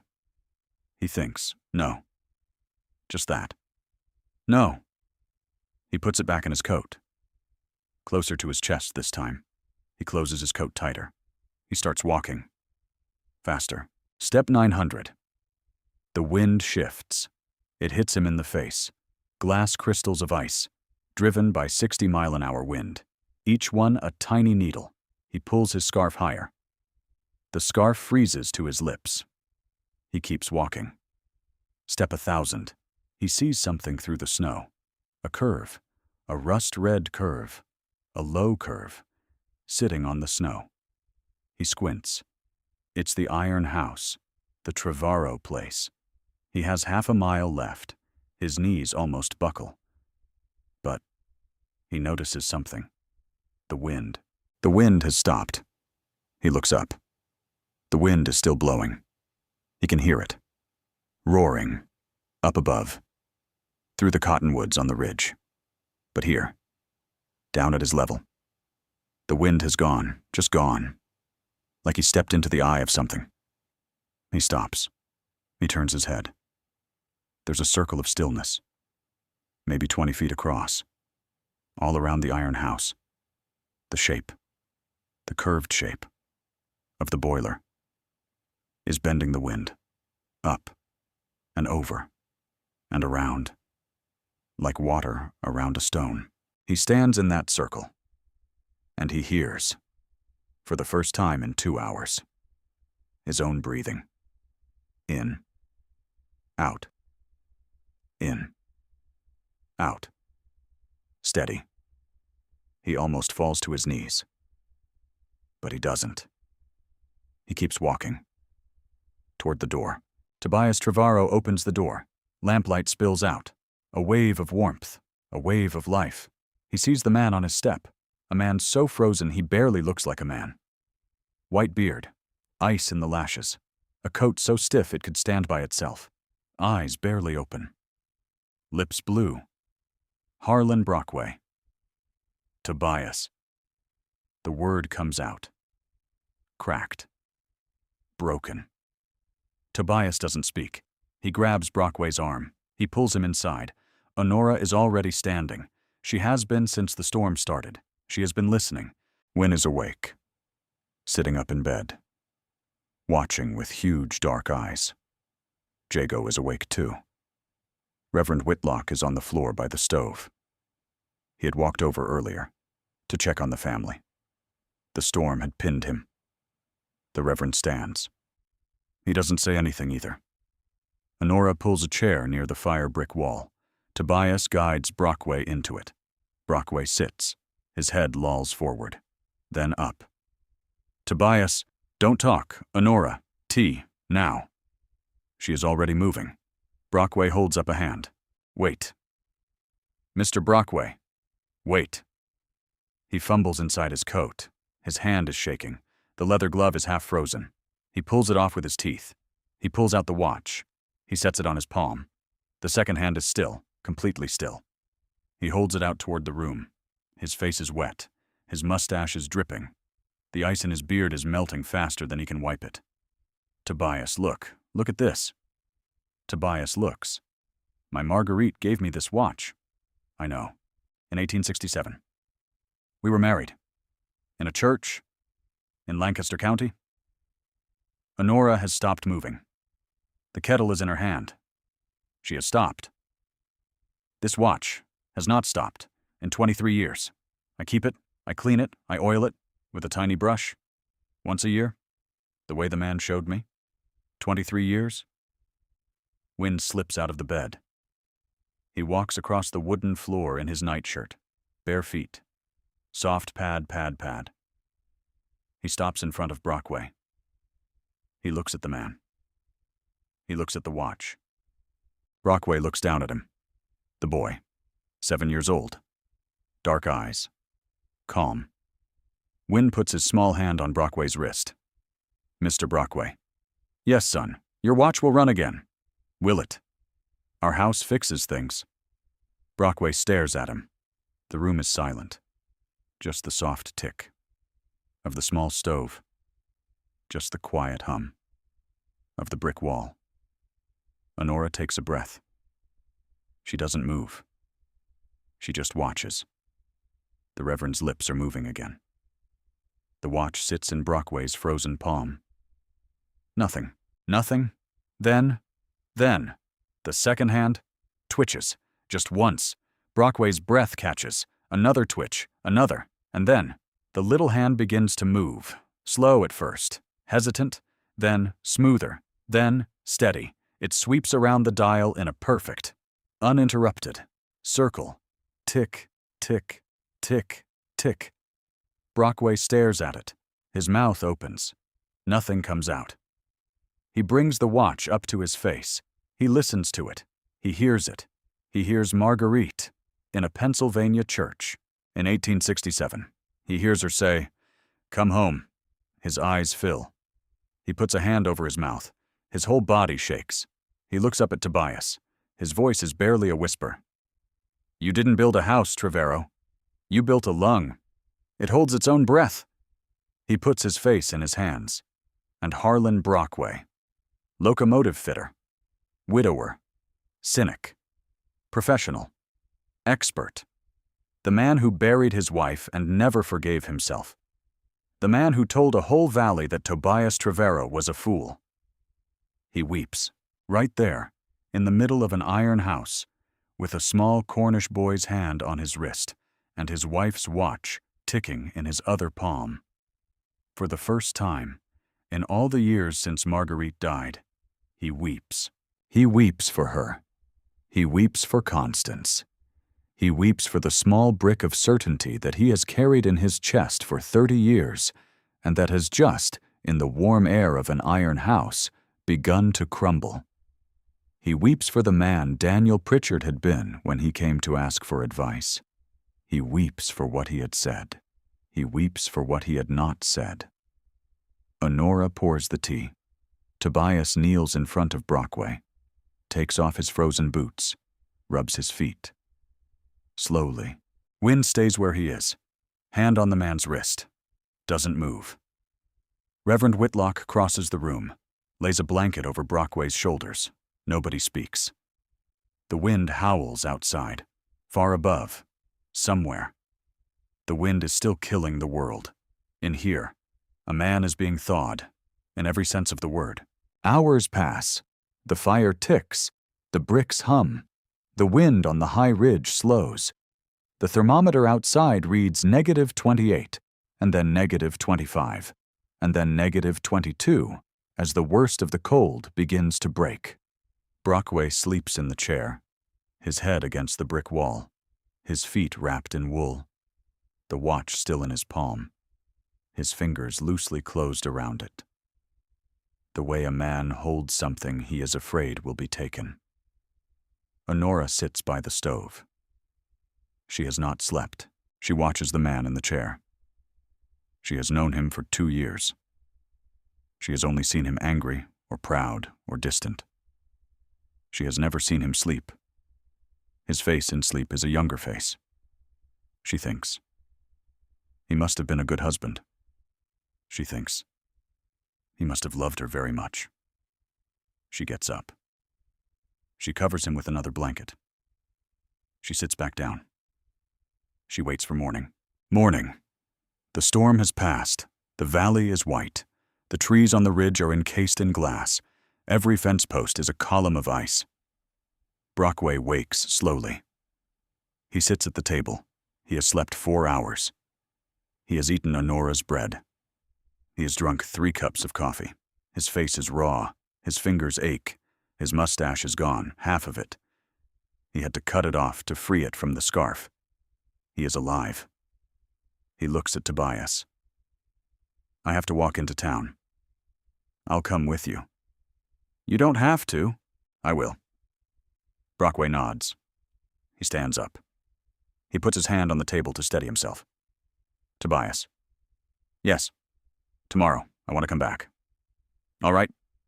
And the day after. All right. And after that, I want to come back. With paper and a pencil. I want you to teach me how you built this. Tobias looks at him for a long time. Then he nods. All right. That's all.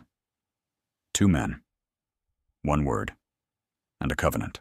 But before he goes, Brockway turns at the door. He looks at Honora. Mrs. Trevarrow. Yes. Forgive me. There is nothing to forgive. There is. She smiles.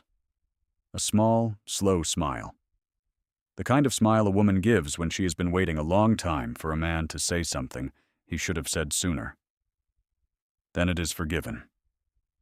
He closes his eyes. He nods. He goes. 2 days later. Harlan Brockway puts on his good coat. He walks across town with Reverend Whitlock at his side. They walk to the small house at the south end. The Pritchard place. The one with the unfinished chinking on the north wall. Tamsin opens the door. She sees who it is. She doesn't speak. Brockway takes his hat off. He stands on her porch in the cold. Mrs. Pritchard. Mr. Brockway. I have come to ask your forgiveness. She doesn't answer. He takes a breath. I knew Daniel. I know you did. I knew. He was struggling. He hadn't finished the chinking. He was working 16 hours a day. He came to me in November, 2 years ago. And he asked me if there was any way to make a cabin warmer, faster, cheaper. Tamsin's hand goes to her throat. And I told him, Daniel, build it the way the books say. Build it tight. Burn good wood. Trust the trade. That's what he did. I know. And he died. I know. She looks at him. She doesn't speak. He goes down on one knee, on the cold boards of her porch. Mrs. Pritchard. I had answers I didn't have. I had certainty I didn't earn. If I had not been so sure. Maybe Daniel would be alive. I don't know that. But I have to say it. Because I have not been able to sleep since the night you spoke to me in that iron house. And I deserve every word you said. And worse. Tamsin Pritchard looks at this old man on her porch. She has wanted to hate him for a long time. She finds she can't. She kneels down. She puts both hands on his shoulders. She lifts him up. Mr. Brockway. Yes. My Daniel is in heaven. Yes. And he forgave you. Long before tonight. She is crying. He is crying. The Reverend stands behind them, hat in hand. Quiet. I forgive you too, Harlan. Thank you. Now come inside. The fire is small, but it is enough. She brings him in. She gives him bread. The widow and the locomotive fitter sit at her small table and drink coffee and do not speak much. But the silence between them is no longer a wall. It is a beginning. That spring. The valley changes. The thaw comes the second week of April. The cottonwoods leaf out. The river runs hard with snowmelt.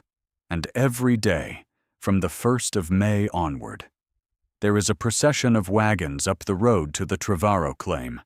Men come. They bring paper. They bring questions.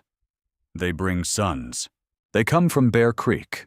They come from Cody Springs. They come from as far as Rock Springs, 90 miles west, where word has traveled by way of the railroad men. A homesteader from outside Cheyenne shows up one afternoon with a wagon and a notebook. He had heard about the iron house from a fitter at the rail yard. He had ridden 3 days to see it. Tobias teaches. Patiently. Slowly. He shows them the brick. He shows them the sand. He shows them the long horizontal flue that gives up its heat before it ever leaves the house. He shows them the small, baffled fresh air intake. He shows them the way the door is hung double, with felted wool between the 2 layers. He never takes $1. He never says, "I told you so." He never speaks of last winter. He just teaches. He is good at it. He doesn't know he is. He thinks he is just answering questions. But the men who come away from his claim find that they understand things they had never understood before. About heat, about air, about the way a curve catches what a flat wall lets pass. Harlan Brockway is there every day, with his calloused hands, with his fitter's eye. He helps, he fits, he measures, he does the metalwork that Tobias never learned. He cuts doors and windows clean. He installs flues that hold seal in sub-zero air. He teaches the men who come about how iron behaves under stress, what to look for in a shell from a scrapyard, how to test a rivet line before you trust your family to it. Tobias listens to him as much as Brockway listens to Tobias. The men have become, to their own quiet surprise, partners, and the strange, beautiful curves of repurposed iron begin to dot the valley. 1, 2, 3. By June, the Kroom family has 1. Jediah Kroom, the rancher who had once called Tobias a fool, sits at his kitchen table inside his iron house and weeps quietly because for the first time in 2 years, his wife has stopped coughing in the night. By July, 2 more families have 1. By the end of summer, the scrap dealer Abernathy in Evanston has noticed the trend. He has stopped selling boiler shells for cutting. He sets aside the best ones. He chalks Trevarrow style on the side. He charges a premium. Tobias never takes a finder's fee. He doesn't want one. And in the summer of 1890, the men of the valley build Tamsin Pritchard a house. They build it together. It is not Tobias's idea, or Brockway's, or the Reverend's. It is Honora's. She suggests it one Sunday after church. Quietly. To 3 of the women on the porch. Within a week, every household has agreed to contribute. Within 2 weeks, the men have a plan. Within 4, they have begun. Tobias designs it, smaller than his own. Tamsin and Ruth don't need 20 feet of length. He uses a smaller boiler shell that Abernathy holds for them at no markup. Brockway fits it. Kroom hauls the brick. The Reverend lays the cornerstone with his own hands. 6 other men help. They work weekends. They work after their own chores are done. They work without being asked twice. Honora plants a small herb garden by the door. Mint, sage, thyme. Things Tamsin had loved in her old garden but had not had the heart to plant since Daniel died. When it is finished, Tamsin stands in the doorway, with Ruth at her side. Ruth is healthy now. Healthy and brown-faced and laughing. She will be 8 in the fall. She has not coughed since the night Tobias carried her through the storm. Tamsin looks around at her new house. She looks at the iron curving overhead, the fire brick, the wooden floor, the herb garden, the small bright window letting in a square of summer light. She looks at the men who built it. Tobias, Brockway, Kroom, the Reverend, 3 others. She looks at Honora. Honora steps forward and puts an arm around her. Daniel would be proud, Tamsin. Tamsin can't speak. She can only nod. She puts her face against Honora's shoulder, and she weeps.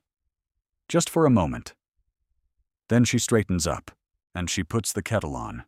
Because life goes on even after winter, especially after winter. 3 weeks later, a letter arrives. It comes from Cornwall. It comes by way of Liverpool, then Boston, then Chicago, then Cheyenne, then by the Union Pacific to Bear Creek. It has been on the road for 9 weeks. The envelope is travel-stained. The handwriting is small and careful. Tobias opens it at the kitchen table.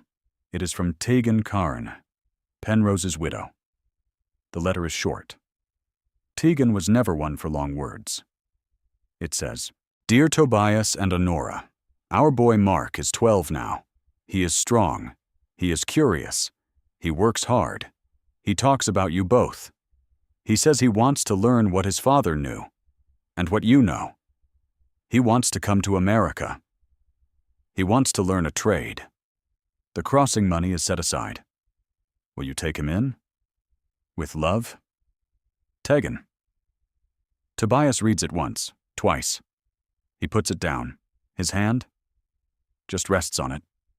Honora is across the room. She sees his face. Tobias.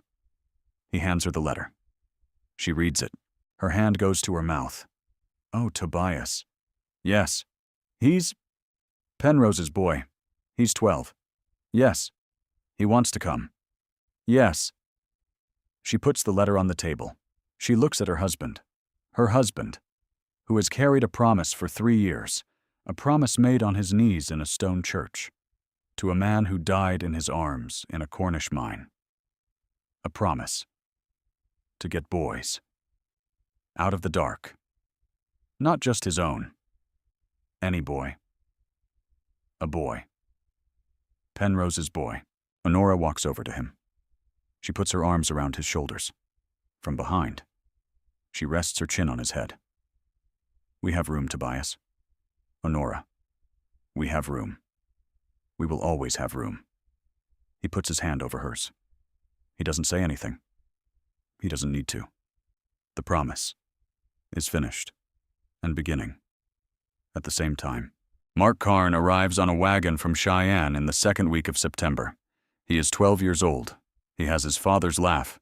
He has his mother's careful eyes. He has been on a ship for 4 weeks and a train for 10 days, and he is exhausted and hungry and trying very hard not to look afraid. Honora sees him from the doorway. She walks down the path. She does not introduce herself. She just opens her arms. Mark hesitates. Then he runs the last 20 feet. He puts his face against her apron. She holds him there. She holds him a long time. She smells the salt of the ocean still in his hair. She feels how thin he is. She feels his small bones through his coat. She thinks of Penrose. She thinks of Tegan, alone now in a cottage in Camborne. She thinks of all the small lives that pass through women's hands without anyone noticing. She holds the boy. Tobias comes down the path. He stops a few feet away. Mark looks up. His eyes are wide. "Mr. Trevarrow." "Mark, my da used to talk about you." "I know. He said you saved his life, twice." Tobias kneels. He puts his hand on the boy's head. "Your father saved mine. More times than that." The boy's lip trembles. Tobias pulls him close. Mark folds against his chest. He is 12. He has not held his father since he was 9. He is too old to cry. He cries anyway, quietly, into Tobias's coat. Tobias holds him. Honora has turned away. She is wiping her eyes with the corner of her apron. Jago and Wynne stand a few steps off, watching. Wynne whispers to his older brother. "Is he going to live with us?" Jago says. "Yes," Wynne says. "Forever?" Jago says. "I don't know. I think so." Wynne nods seriously. "Then he can have my pillow."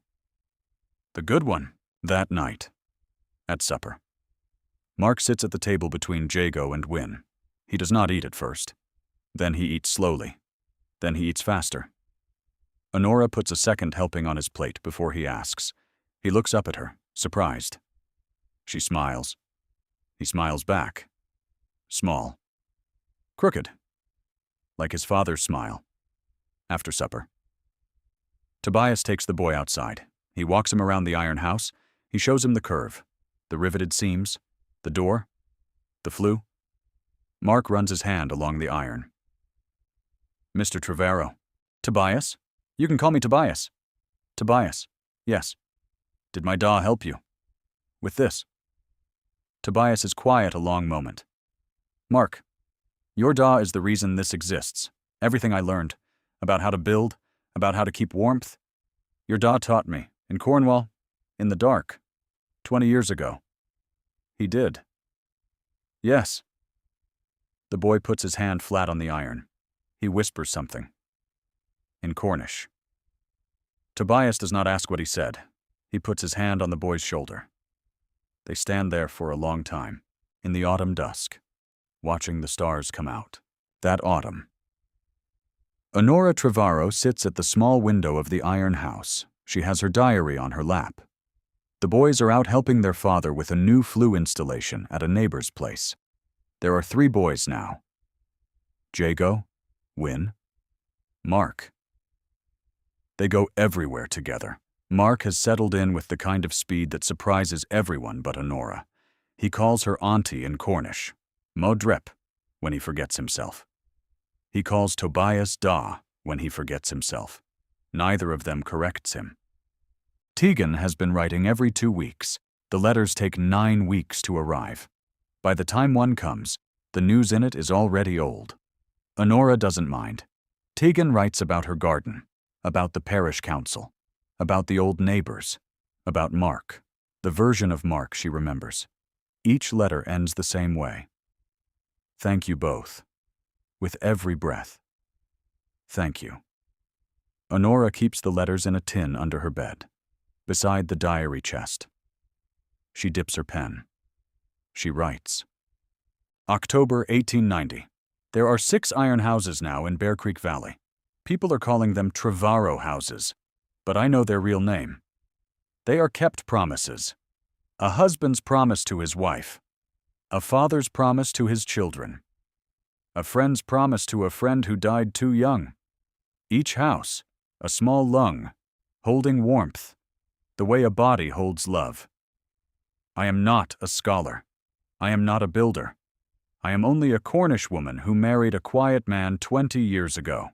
But I know this. Love, when it is built well, does not run out. It only grows. She closes the diary. She puts it under the mattress, as she has done, every night, for 30 years. She blows out the lamp. She walks to the door of the iron house. She opens it. The valley spreads out before her in the autumn dusk. The cottonwoods are gold. The river runs slow and clear. Smoke rises from 6 chimneys along the road.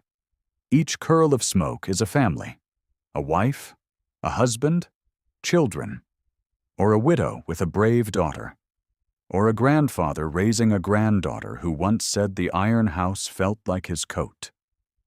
Tobias is walking up from the river, the 3 boys ahead of him. Mark Carn walking beside Jago, talking too fast, the way boys do. Behind them, a wagon, with Brockway driving. Eliza beside him, Tamsin and Ruth in the bed of the wagon, coming for supper. Honora stands in the doorway. She watches them come. She doesn't move. She just watches. The light on her face is gold. The iron of her home is rust red in the sun. The valley behind is endless and quiet and finally, kind. Tobias sees her at the door. He raises his hand. She raises hers. That's all. A small gesture, a small wave, across 40 yards of Wyoming dusk.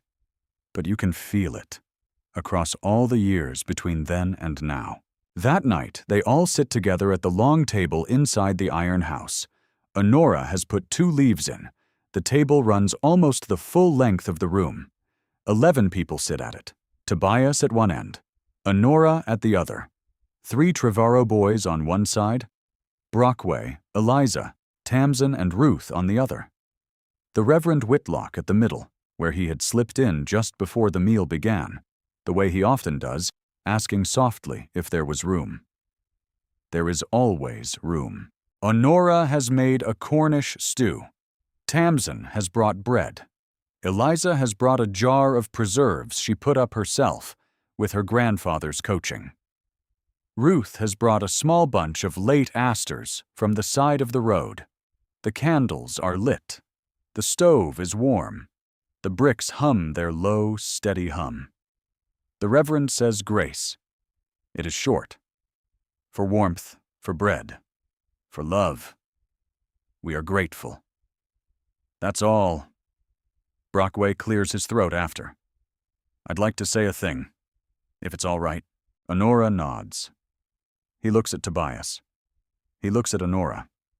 He looks at the boys. A year ago, I told this valley you were a fool, Trevarrow.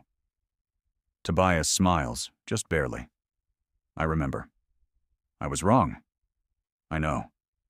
I wanted to say it, in front of everyone, because I said the other thing. In front of everyone. Honora's eyes fill. Tamsin reaches under the table and squeezes her hand. Brockway raises his cup. To the man who built a lung and taught me how to breathe. The whole table raises their cups. Eliza giggles. She is 9 now. Wynne raises his small cup of milk and says solemnly, "Ta-da," and everyone laughs, and the laughter is the kind that makes a whole room feel safer. They eat. They eat for a long time. The candles burn low. The wind rises outside and dies and rises again. The first snow of the new winter has been forecast. It might come tonight. It might come tomorrow. It might wait a week. The valley does not know yet which. But whatever it does, the 6 iron houses are ready, and so are the people inside them. 100 years from this moment, German engineers will write thick books about something they call the passive house. They will draw diagrams. They will run thermal models. They will explain, with great precision, why a tightly sealed envelope and a high thermal mass interior produces unmatched comfort with minimal energy. They will use the word innovation. They will use the word breakthrough. They will not know the name Tobias Trevarrow. They will not know the name Honora.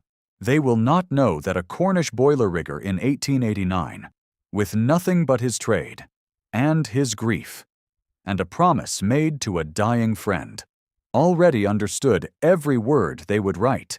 They will not know that the principle they discovered was first proven in a $35 iron tube in a Wyoming valley by a man who could not have explained convection to save his life, but who knew that if you build something the right shape, and you fill it with the right mass, and you seal it against the wind, it will hold its own breath. And that breath is warm. Always. Always. Closing image. 6 iron houses in the snow. Smoke rising from 6 chimneys in a Wyoming dusk. A simple, round curve. That holds love, without corners, for love to slip away from. This story is a work of fiction. The names, characters, dialogue, and specific events are imagined for narrative effect. Tobias Trevarrow, Honora, Harlan Brockway, Tamsin Pritchard, Reverend Whitlock, and the other people in this story are not historical figures. They are creations meant to honor the real, anonymous frontier builders who experimented with unusual materials in the American West. The technical principles described, radiant heat transfer, thermal mass, the use of repurposed boiler shells in 19th century frontier construction, are based on real practices and real physics. Any application of these principles to modern building should be undertaken with professional guidance and full compliance with current safety codes. If this story moved you, if it reminded you of someone you have loved, of a kept promise, of a winter you survived, please share it with someone you care about. And if you would like more stories of forgotten ingenuity and quiet courage, please subscribe. Thank you for staying with us. Stay warm.